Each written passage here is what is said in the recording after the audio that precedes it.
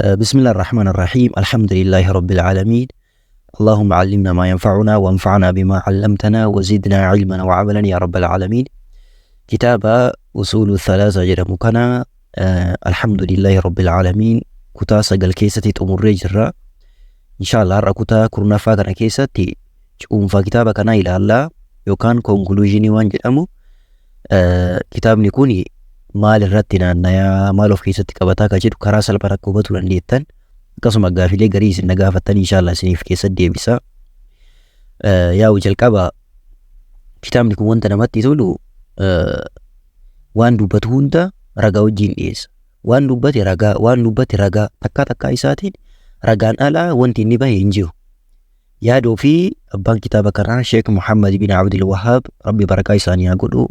جنة جزاء إسان ربي هتايسو ولا نبيتي أنا في سان اللي نمرة ربي هتايسو وان دوبتن هوندا رجاو جين يستني وانت دوبتن تكاف جدا لي رجا أكاسي تدي مني جتشو كتاب نكون كناف عدتاي كتاب نكوني غوتو تي مال رنانا يا غافلي كبري سدن رنانا أصول الثلاثة هايتون جلكبهما هنديلي سدن جتشو هنديلي سدن كنين هنديلي namni qabrii keessatti yoo du'e irraa gaafatamuudha kan nabiyyiin keenya sallallahu alaihi wasallam hadiisaan nuuf dubbatanii jechuudha.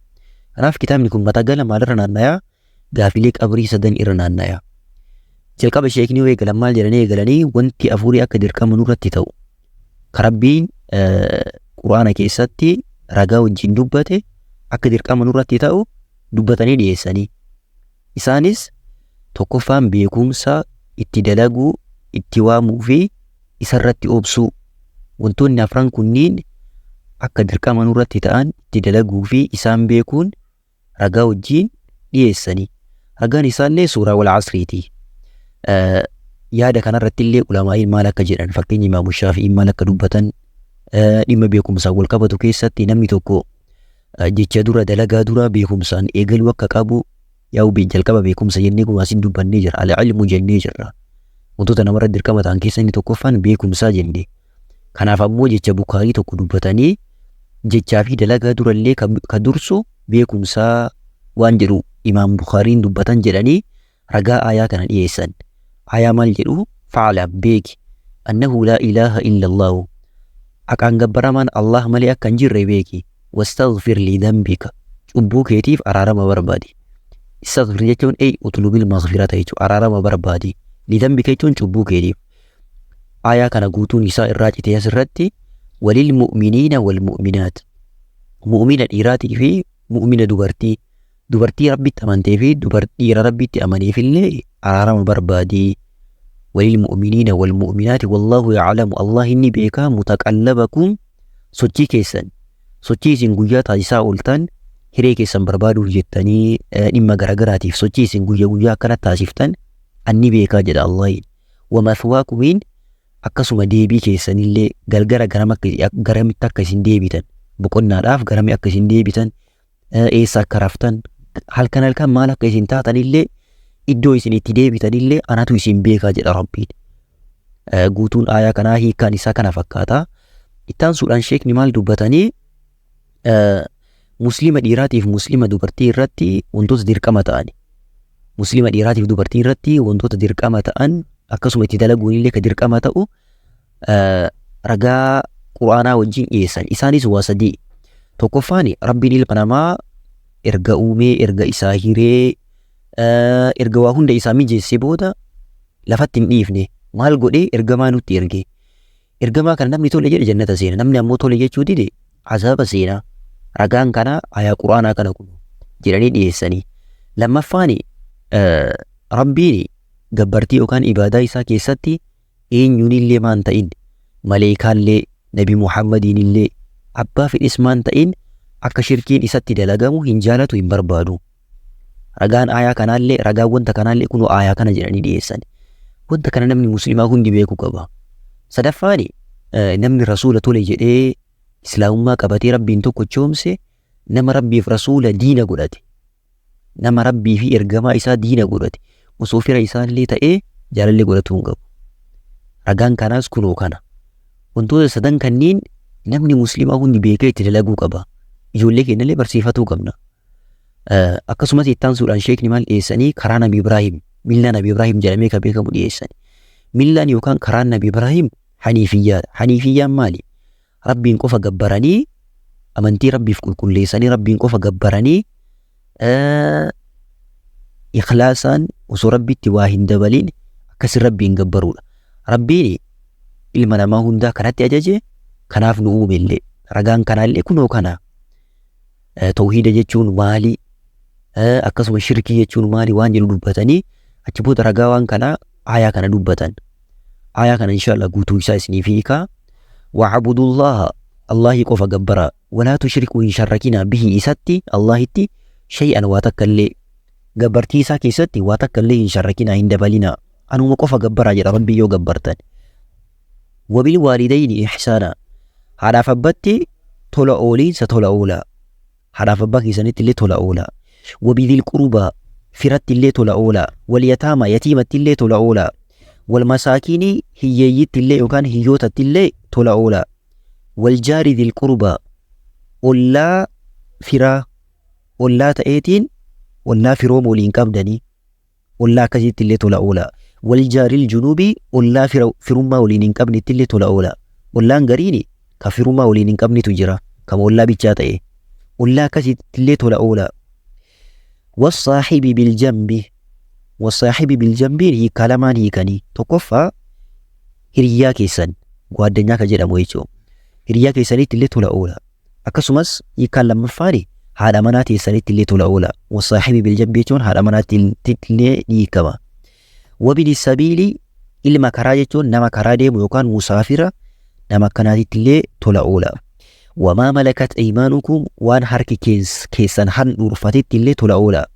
Wanti harki keenyaan dhuurfate gabroota yookiin haadha maatii manaallee yaa wanna harkuma keenya keessa warrootuma jiranii ijoollee teenya warroota qallabuun nurra dirqama ta'an warroota akkasii kanneen marattu tola oolaa jedha rabbiin. Inna Allah laa yuhibbu Allahin hin jaalatu man kaana nama ta'e muhtaalan faquuriin. Muhtaalan jechuun boonaa jechuu. Faquuran jechuun dhaadata boonaa nama boonu nama dhaadatu makkana rabbiin jaalatu. Ittaan suudhaan sheekni maal dhiyeessanii usuula sadan yookaan hundeelee sadan namni muslimaa hundi beekuu qabu dhiyeessan. Isaan illee yaa gaafilee qabrii sadan jennee jirra. Tokkoffaan maarifatul abdi rabbahu gabrichi rabbii isaa beeku. Man rabbuka rabbiin kee eenyu jedhu kana beeku kunoo gaafii kana beeku. Kanaafillee kunoo waa hedduu ragaa dubbatanii rabbiin akkamitti beekna maaliin beekna rabbii kana gabbaruu qabna moo gabbaruu hin qabnu. Gabbartii yookaan ibaadaaleen kunniin maal fa'a? Namni ibaadaalee kanneen rabbiin dhiiseetiin wanta biraatiif garagalchee akka kafaru gosoonni ibaadaa kunniin maal fa'a akka jedhu takkaa isaatiin kun dubbatanii bira darbanii jechuudha. Ittaanee gaafiin hundeen lammaffaan kan namni qabrii keessa gaafatamu maalidha?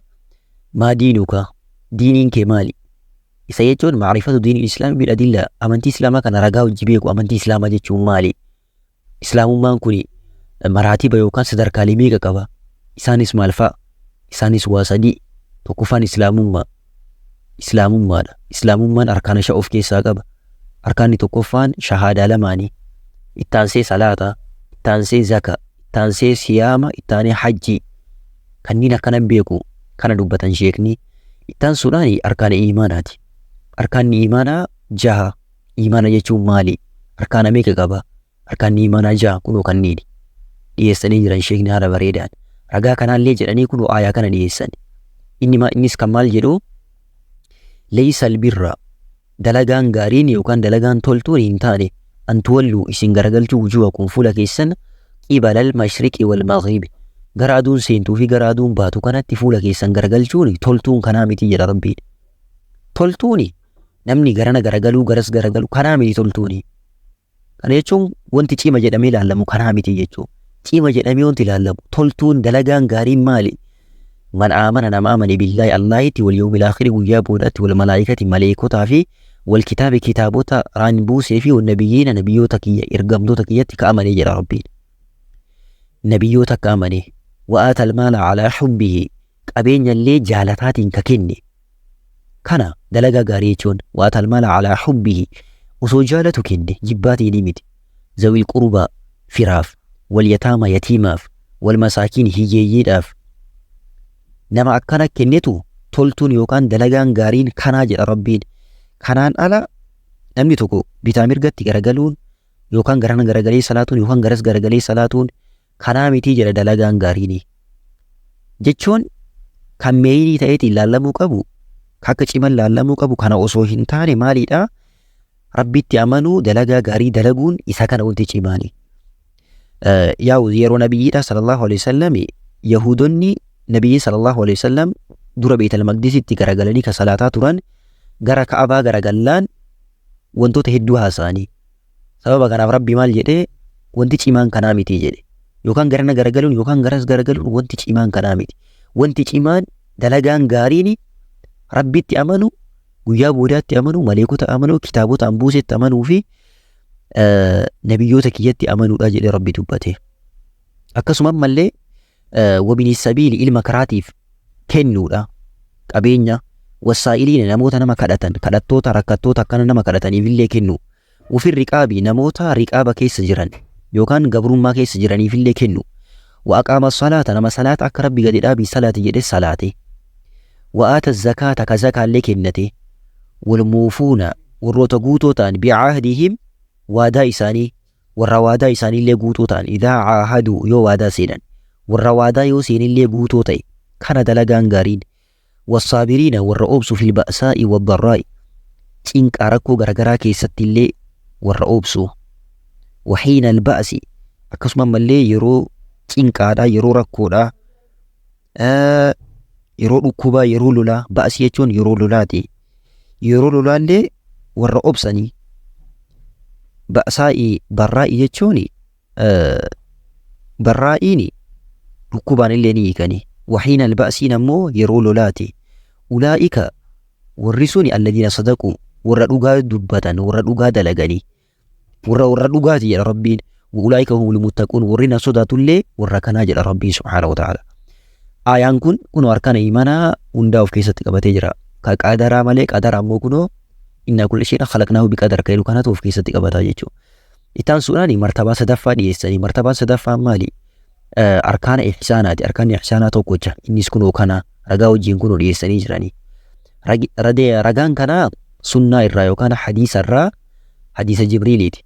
Hadiisa Jibriilii kana keessatti Jibriil yaa'u akkaataa adaba bareedaa qabatee dhufee hiikkaa isaa guutuu barnooticha irra dhaqxanii ilaaluu dandeettanii.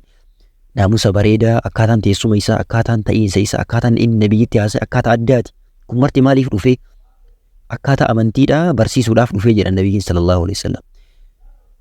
Arkaana islaamaa irraa gaafate, arkaana iimaanaa irraa gaafate, arkaana ihsaanaa irraa gaafate. Nabiyyiin kanneen hundaa deebisanii fi booddee mallattoo qiyaamaa irraa gaafate. Kanallee deebisanii fi qiyaamaa guyyaa isii naa himennaa anaafati illee hin beeknu jedhaniini mallattoo naa himi jennaan nabiyyiin mallattoo himanii fi mallattoolee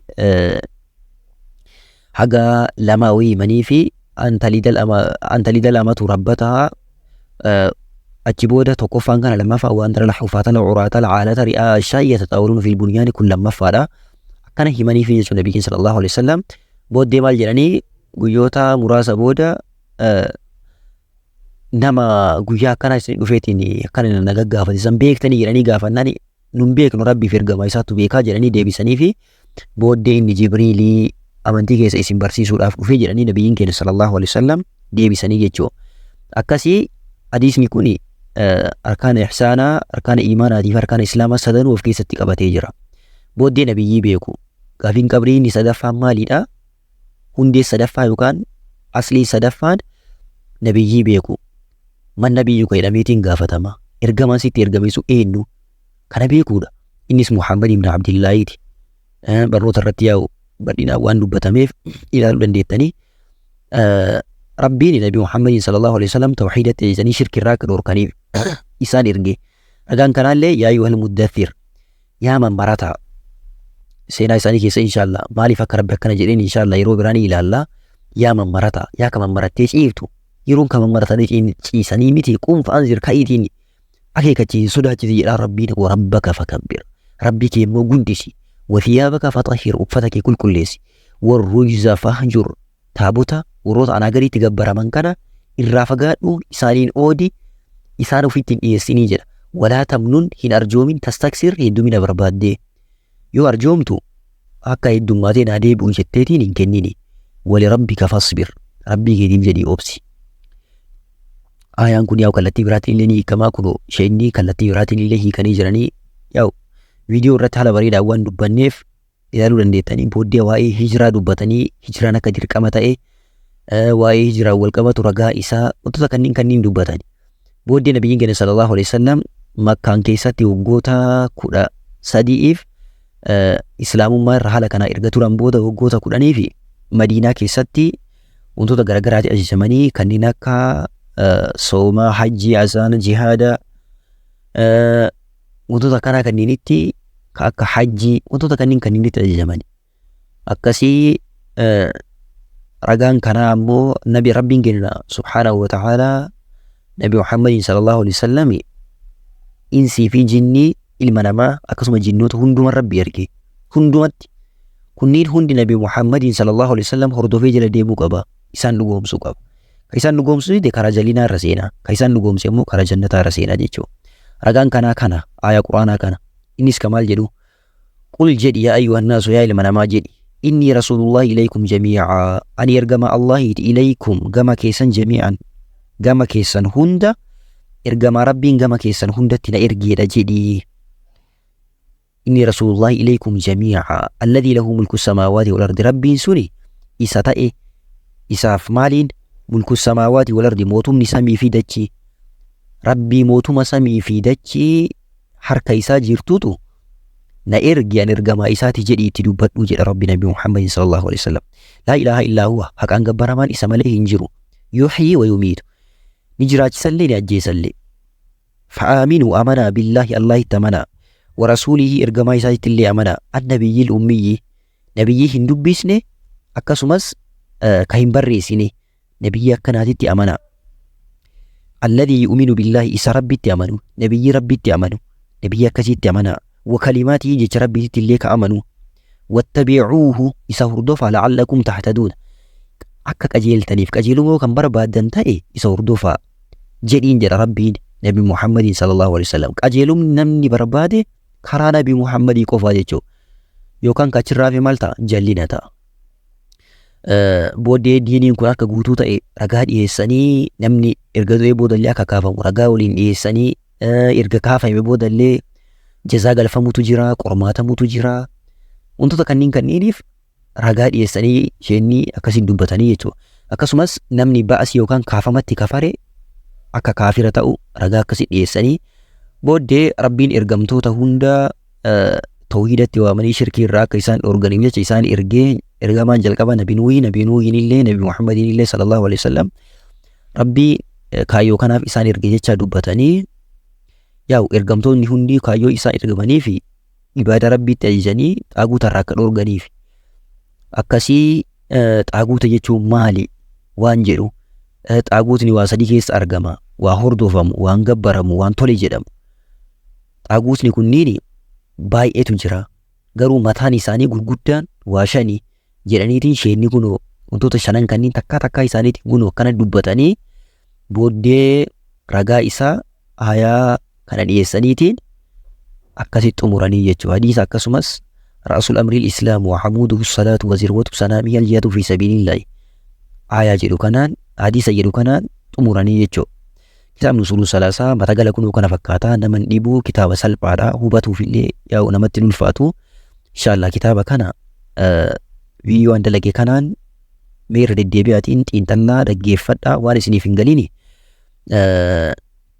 Inshaallah lakkoofsaan isiniif kaa'u kanaan dhuftaniitiin telegiraam irratti na gaafachuu dandeessanii anillee inshaallah waan beeku waan baradheen isiniif ibsaa hanga danda'een isin hubachiisuudhaaf ni yaala.